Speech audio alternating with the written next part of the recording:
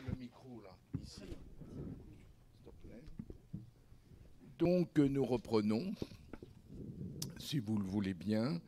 Et donc, par rapport à tous ces éléments de sciences humaines et sociales qui nous ont été apportés hier, et de philosophie, voire d'économie, qu'on aurait dû avoir avec Marie-Ève Joël,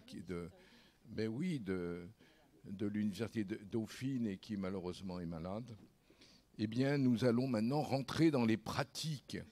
Et c'est très heureux d'avoir la collaboration en grande partie de services tout à fait éminents, que ce soit Ambroise Paré ou que ce soit à Broca, bien sûr. Et je tiens à remercier particulièrement la participation des praticiens. Le tout premier qui est à l'ordre du jour, donc, va nous parler des questionnements éthiques liés au numérique en gériatrie qu'il rencontre en pratique. Mathieu Piccoli, un de mes anciens élèves. Tu as la parole. Merci beaucoup. Bonjour à tous. Je voudrais déjà commencer par remercier chaleureusement le comité d'organisation, en particulier le professeur Hervé et le professeur Stanton-Jean, de me donner le grand honneur de pouvoir m'adresser à vous aujourd'hui et de pouvoir partager certains éléments de ma réflexion quotidienne sur un sujet qui m'est évidemment particulièrement cher, puisque évidemment j'en fais mon métier.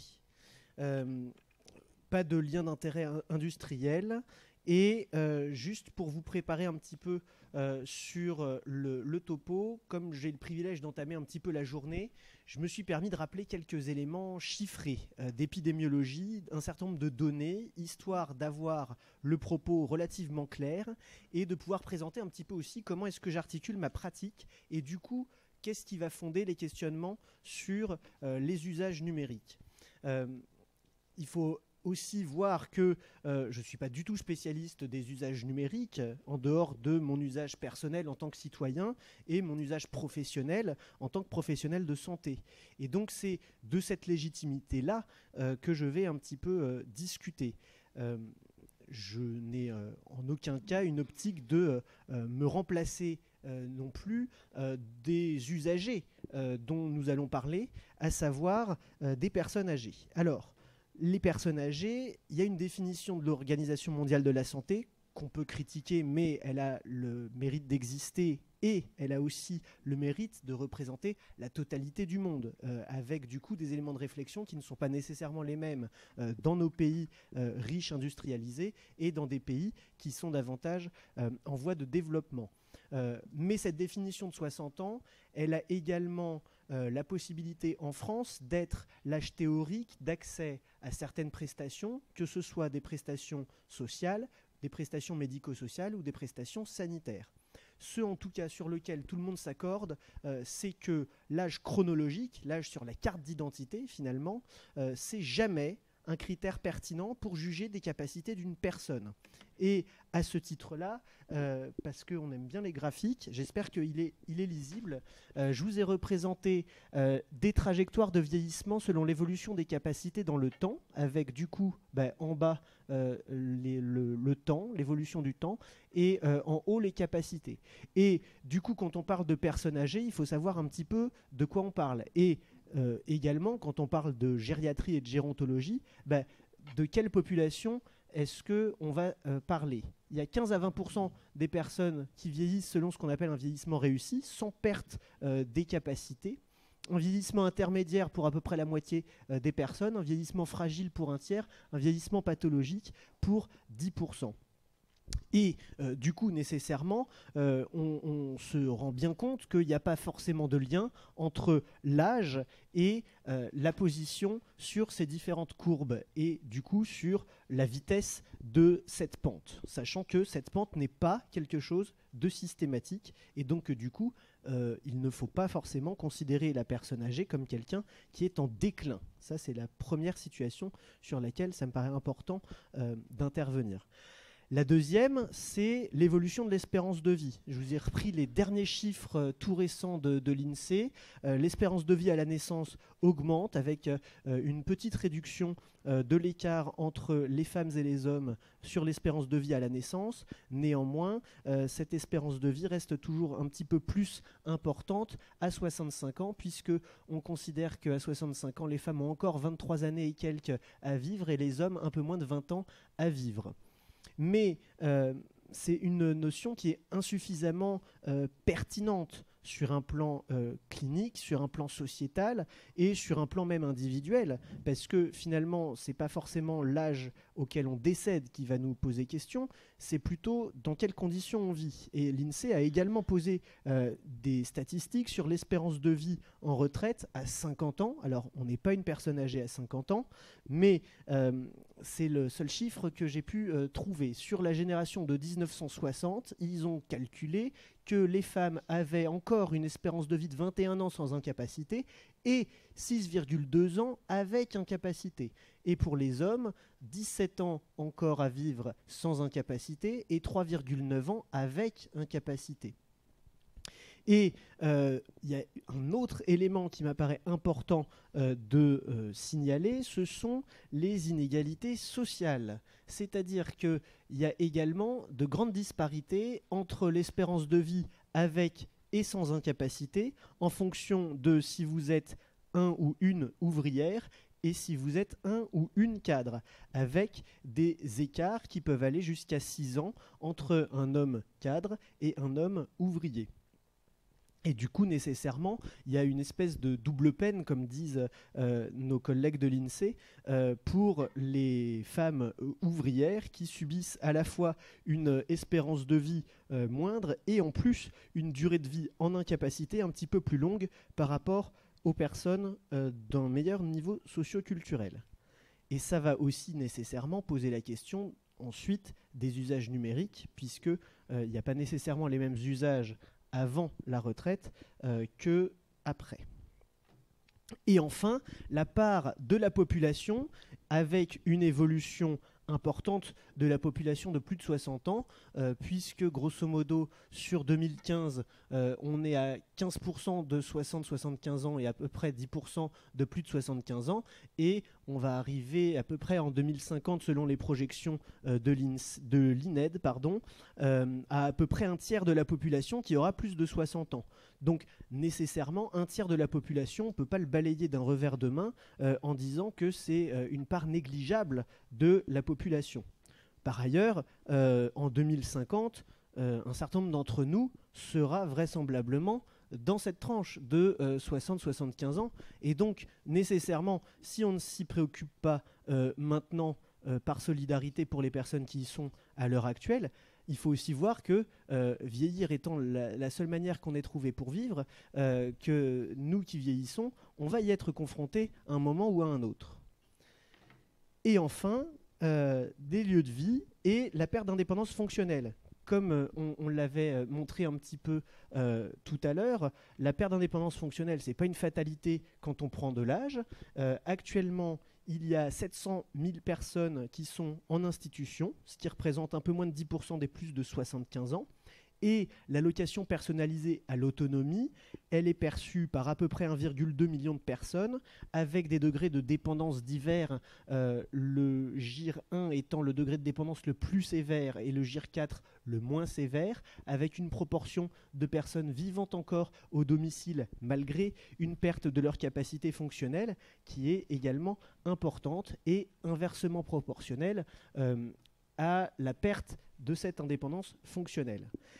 Et du coup, ces chiffres-là étant donnés, on va également se poser la question de l'utilisation du secteur sanitaire pour les personnes de plus de 75 ans, puisque la gériatrie, par certaines définitions, est considérée comme les soins sanitaires qui sont fournis aux plus de 75 ans. Il y a certaines exceptions qui sont faites, mais grosso modo, c'est une définition qui fait à peu près consensus. Et du coup, pour les plus de 75 ans, il y a 12% des passages dans les services d'accueil des urgences.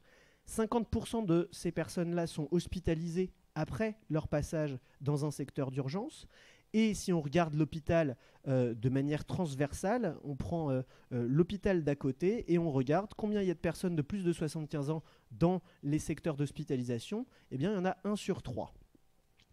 Et du coup, face à un problème sanitaire, ces personnes de plus de 75 ans vont avoir un recours à l'hospitalisation d'à peu près 1 sur 2, ce qui est énorme par rapport aux personnes de moins de 75 ans, puisque c'est à peu près 3 fois ce taux de recours. Et avec des durées d'hospitalisation qui sont plus élevées et un recours plus important également à des hospitalisations de moyen séjour et de réhabilitation dans les secteurs de soins de suite et réadaptation, puisqu'il est à peu près à 20% pour les plus de 75 ans, contre 3% à peu près pour les moins de 75 ans. Donc, tout ça nous fait un petit peu poser la question de... c'est une population qui n'est pas forcément très homogène à caractériser, qui a néanmoins des besoins sanitaires spécifiques, en tout cas qui posent question, et une part dans la population qui fait qu'on doit nécessairement avoir une démarche de santé individuelle, bien sûr, et de santé publique, d'autre part. Et du coup, dans ma pratique, puisque c'est vraiment de cette légitimité-là que je parle aujourd'hui, qu'est-ce que la démarche gériatrique ? C'est à la fois le diagnostic et le traitement des pathologies aiguës et chroniques, et c'est un petit peu cette espèce d'illustration de l'iceberg. J'aime beaucoup cette image parce que ça permet de comprendre sur un plan individuel que la personne n'est pas que la maladie qu'elle veut bien nous montrer ou le problème de santé auquel la personne est confrontée et qui fait qu'il y a une entrée à l'hôpital ou un passage par les services d'urgence. Mais la personne, c'est la globalité. Et puis, sur un plan de santé publique, parmi les personnes âgées, moi, en tant que gériatre, je vais ne voir que les personnes malades, donc le dessus de l'iceberg, avec du coup tout un tas d'autres personnes qui seront âgées selon les termes de l'OMS, mais que je ne vais pas nécessairement voir. Ou alors que je vais voir dans une des 4 préventions. Alors, désolé pour tous ceux qui sont rompus à cet exercice de la prévention, de faire ce rappel-là, mais il nous arrive naturellement de faire de la prévention primaire pour éviter que n'apparaissent des maladies, de la prévention secondaire une fois que la maladie est là pour éviter qu'elle ne se complique, qu'elle soit à un stade un petit peu plus sévère, de la prévention tertiaire pour éviter que cette maladie ne récidive ou qu'elle débouche sur une incapacité chronique. Et enfin, de la prévention quaternaire, à savoir parmi la totalité des problèmes posés au niveau sanitaire pour cette personne, quelles vont être les plus importantes et quels vont être aussi les choix à faire pour éviter une surmédicalisation qui serait jugée à la fois par les cliniciens et cliniciennes et par les personnes concernées naturellement, quelque chose d'inutile, d'inadapté ou de disproportionné par rapport à leurs souhaits et à leur qualité de vie. Et donc, nécessairement, cette démarche qui va être médicale, mais aussi biologique, psychologique, sociale, elle s'adapte à l'environnement du patient. Elle est donc ouverte sur la cité et sur la société d'une manière un petit peu plus générale, avec un certain nombre de liens qui sont faits. Et du coup, la pluridisciplinarité est un peu consubstantielle de l'ADN du gériatre. Et donc, cette démarche gériatrique qui est là, je suis désolé pour la longueur de cette introduction, elle va conduire à un certain nombre de besoins et d'usages, notamment numériques, mais on va s'attarder sur les usages numériques, puisque c'est l'objet d'aujourd'hui. Donc, quelques usages numériques qui sont issus de la pratique et du coup de l'interaction entre le numérique, la santé et les personnes âgées, mais il y a évidemment tout un tas d'autres usages numériques sur lesquels je ne vais pas du tout m'attarder. Donc, avant de venir en consultation, voir des gériatres, encore faut-il que la personne sache un petit peu pourquoi est-ce qu'elle vient, qu'est-ce que la gériatrie, qu'est-ce qu'on peut éventuellement lui apporter, et comment.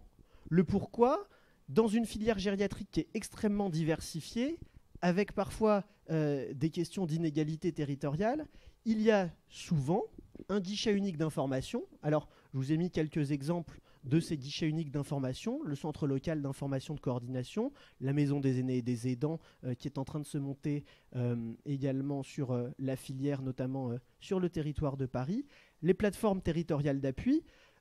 Tout cela est un lieu d'information, mais encore faut-il que les personnes aient accès à cette information, que ce soit un accès physique ou un accès théorique, téléphonique ou numérique à cette information. Les questionnements auxquels on peut s'attendre à répondre, c'est naturellement la question du consentement. C'est une question qui n'est pas négligeable face à certaines maladies. On a quand même l'exemple de la maladie d'Alzheimer qui est un point important de la prise en charge dans les services de gériatrie. Et un des symptômes de la maladie d'Alzheimer, c'est l'anosognosie, le fait de ne pas avoir conscience d'avoir des problèmes de mémoire et également de surestimer un certain nombre de ses capacités. Donc nécessairement, avec cette anosognosie, se pose la question de est-ce qu'il y a véritablement une notion de consentement qui va pouvoir avoir lieu, et du coup nécessairement, quelle est la qualité de l'information nécessaire à ce qu'on puisse obtenir l'assentiment de la personne. Avec le conflit entre la bienveillance qui nous pousse un petit peu à aider ces personnes qui peuvent vraiment connaître de grandes difficultés dans leur quotidien et l'autonomie de décision de la personne. Et cela nécessite également une formation d'un certain nombre d'intervenants qui peuvent être des ressources, que ce soit les professionnels de santé, dans une définition très large, c'est-à-dire de l'aide-soignante aux infirmières dans le secteur hospitalier comme dans le secteur ambulatoire, mais également des travailleurs sociaux qui sont la porte d'entrée pour la plupart des personnes dans le secteur sanitaire. Et puis, il y a la question du comment on accède aux soins avec la question des droits sociaux.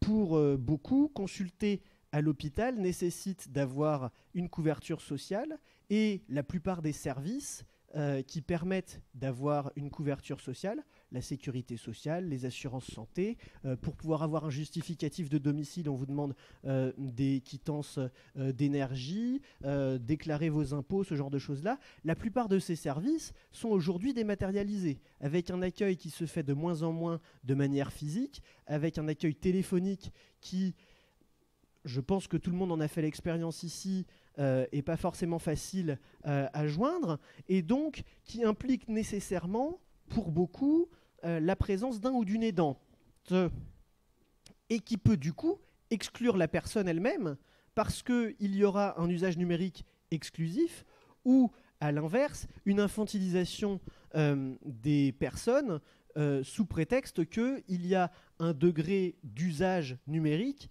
qui ne sera pas nécessairement le même. Ces obstacles-là étant passés, il va falloir prendre le rendez-vous et accéder aux soins.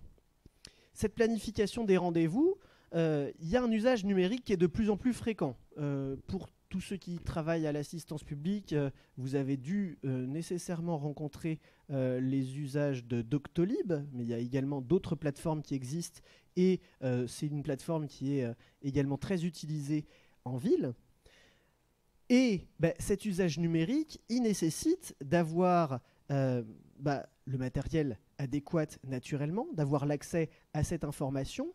Et ce qui a été fait, en tout cas de notre côté à l'hôpital Broca, c'est que cet usage numérique, il s'est accompagné par un secrétariat physique et téléphonique qui n'a absolument pas fermé, au contraire, pour permettre justement de faciliter l'accès aux soins. Il y a eu d'autres modalités de facilitation de l'accès aux soins dont le docteur Lenoir va vous parler également, puisqu'on va parler un tout petit peu de télémédecine juste derrière. Mais tout cela pose aussi la question des représentations sociales de venir dans une consultation de gériatrie avec l'étiquette assez stigmatisante que cela peut représenter pour certains, qu'il va nous falloir déconstruire, qui dépend aussi également de l'accès aux soins de premier recours. Ce n'est pas un mystère, en Île-de-France, sur les 10 dernières années, 25% des médecins généralistes en moins sur les 10 dernières années. Donc un accès aux soins de plus en plus compliqué pour ceux qui utilisent le terme de désert médical, Paris est en train d'en devenir un. Et nécessairement, toujours pareil, cette question du consentement qu'on évoquait un petit peu tout à l'heure avec la nosognosie, qui va également se poser par rapport à la question de l'information. L'information dans la consultation et dans le suivi va nécessiter d'être fiable, de qualité, qu'elle soit bienveillante et lorsqu'elle est numérique, qu'elle soit accessible. C'est-à-dire que parfois, avec l'avancée en âge, il y a des difficultés à voir, à percevoir les contrastes, à entendre, et donc il faut que cette information, elle soit accessible également sur le plan numérique. C'est facile en consultation de parler un petit peu plus fort ou d'écrire gros. C'est un petit peu plus difficile sur un ordinateur quand on n'a pas forcément l'habitude de jouer avec cette accessibilité. Il y a néanmoins d'excellents exemples dans la démocratie sanitaire des associations de patients avec des sites, que ce soit des sites accessibles, et qui proposent également une information de qualité avec des formations en présentiel également, qui utilisent des outils numériques naturellement pour renforcer ce propos-là.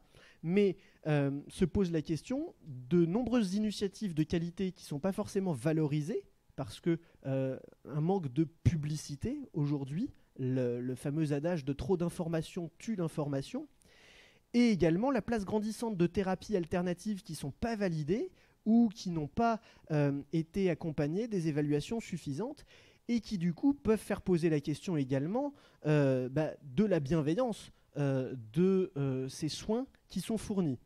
Parce que face à un problème de santé et une possibilité d'être inquiet, il y a nécessairement des pratiques qui peuvent être un petit peu discutables, qui peuvent arriver.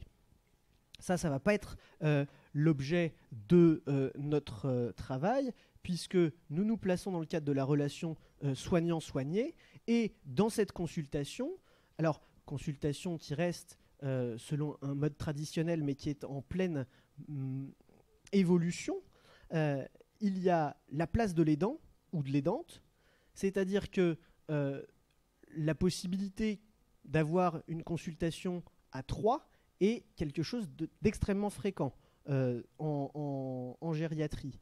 Et du coup, cette place-là, même si elle est importante, elle ne doit pas mettre de côté la relation avec la personne. L'information préalable de l'aidant, elle ne doit pas se faire au détriment de la personne. Et donc, il doit y avoir le partage de l'information et la mobilisation et la prise en compte de ce que dit la personne dans la totalité de sa prise en charge sanitaire. Et puis, il y a également de plus en plus le recours à l'ordinateur dans la consultation. Et je pense que c'est une critique qui est formulée assez fréquemment à notre rencontre. On est très souvent en train de regarder l'ordinateur, le clavier, et pas forcément en train de regarder la personne. Ça pourrait nécessiter qu'on soit davantage formé aux usages numériques, notamment à la frappe, pour pouvoir taper sans regarder ni le clavier ni l'écran, et regarder plutôt la personne, comme on peut faire en écrivant. On peut tout à fait écrire et regarder quelqu'un, et du coup, lui montrer qu'on considère un certain intérêt pour ses propos. On peut également se reposer la question d'outils de saisie optimisés, la dictée numérique, les fonctionnements tactiles, qui sont du coup des outils au service d'une relation soignant-soigné qui soit de qualité et qui ne soit pas quelque chose qui mette un petit peu le patient ou la patiente de côté.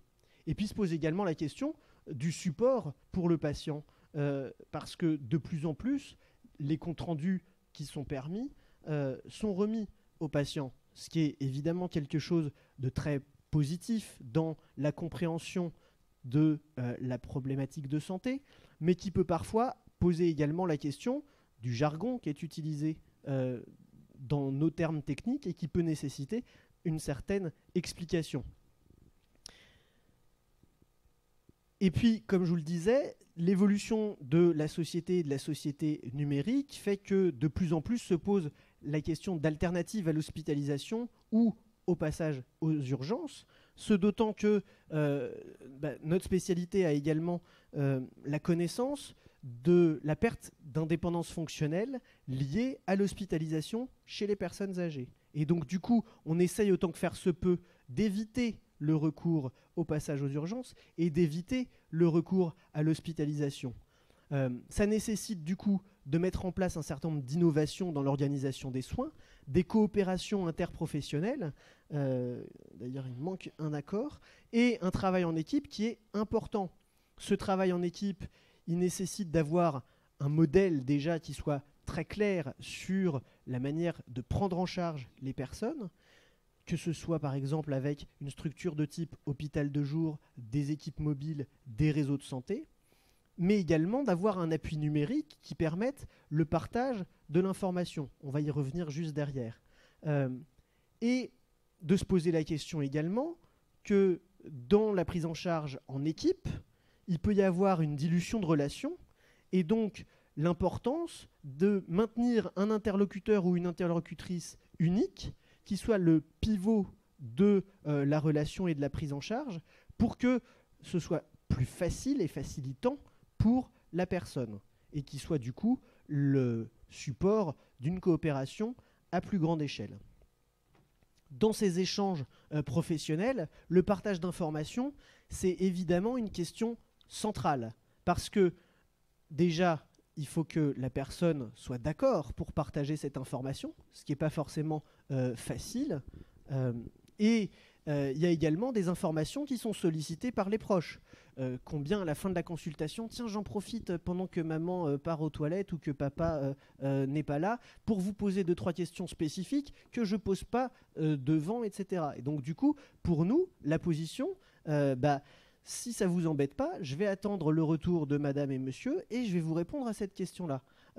Pour ne pas être excluant, au contraire, et pour pouvoir valoriser la place de la personne, la place de l'aidant, la place de la personne de confiance. Parce que, évidemment, on le sait qu'il y a peu de désignation de personnes de confiance. On fait évidemment des efforts là-dessus, la société évolue et c'est tant mieux. Mais il y a également de plus en plus de sollicitations en dehors de cette personne de confiance, notamment par courriel.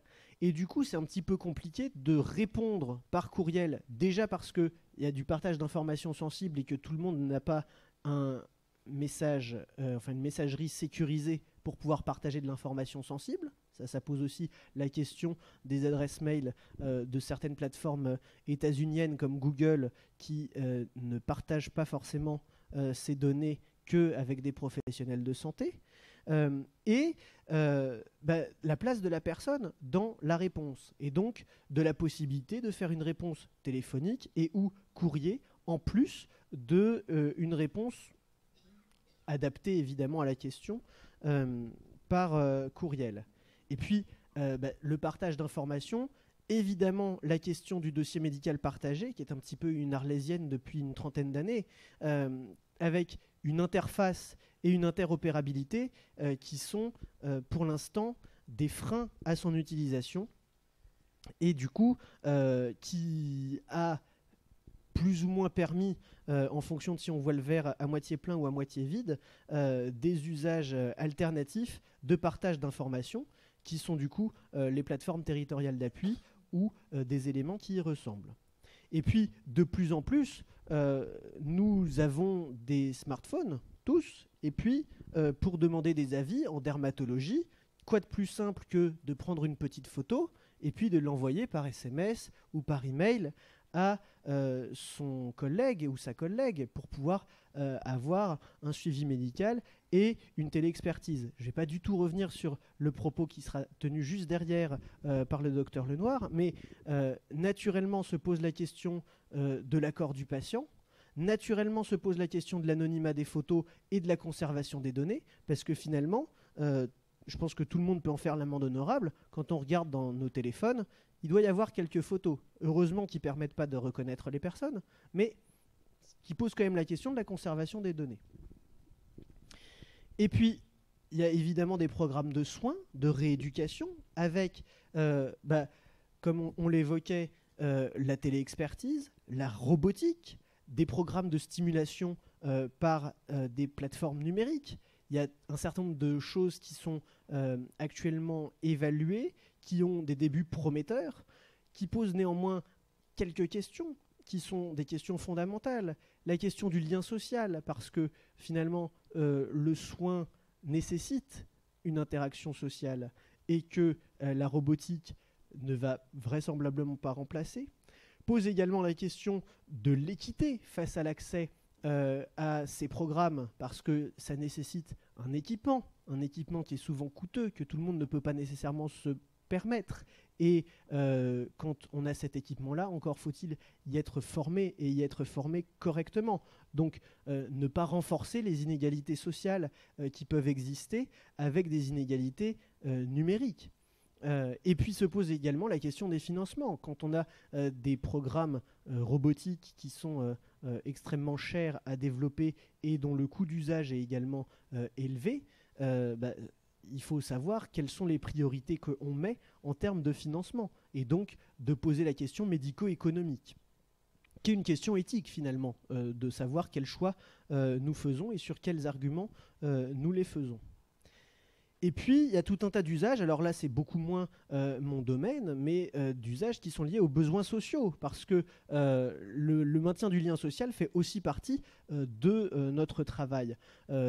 Avec les activités professionnelles, il arrive encore que nos patients en consultation de gériatrie continuent des activités professionnelles ou en modifient certaines.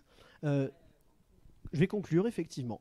Une vie sociale à forme associative, affective ou de la sexualité qui se fait dans la poursuite d'usages préexistants avec des apprentissages possibles. La part de l'enseignement et de la recherche qui n'est pas effectivement cette question avec la simulation, peu de participation des usagers qui peut du coup donner un impact inconscient sur l'agisme avec des représentations sociales pour les professionnels. Je ne parle pas forcément des entrepôts de données. Et donc finalement, les questionnements sur lesquels on peut arriver pour conclure sur tout ça, c'est que nous sommes face à un marché économique qui est majeur puisqu'il est à l'interaction du secteur de la santé et du secteur numérique. Et donc les usages qui sont à notre avis importants, c'est une réponse à un besoin existant, qui soit un besoin conscient de la personne, qui va impacter sa qualité de vie, et de réduire les inégalités sociales qui peuvent être antérieures à tout ça, en gardant en objectif de ne pas remplacer des besoins réels par un faux produit virtuel et donc de maintenir un lien social important, de remplir également les besoins professionnels d'outils qui soient intuitifs et interopérants pour coopérer dans le sens d'une meilleure qualité des soins et de protéger la vie privée des usagers et des professionnels. Et pour conclure, la personne âgée est un ou une citoyenne à part entière. Donc, il y aurait une grande erreur de considérer que ces personnes ne doivent pas avoir accès au numérique. Deuxième erreur, ce serait de les considérer comme ayant des besoins homogènes. Il y a évidemment des besoins spécifiques selon une approche individualisée qui vise à réduire les inégalités. Et puis, naturellement, la place de l'intelligence artificielle en question, parce que si elle est artificielle, elle n'en reste pas moins d'une programmation humaine. Et donc, elle doit avoir une visée éthique de répondre à celle que proposait Ricoeur sur la vie bonne avec et pour autrui dans des institutions justes. Voilà pour ce que j'avais envie de partager avec vous ce matin. Je vous remercie beaucoup.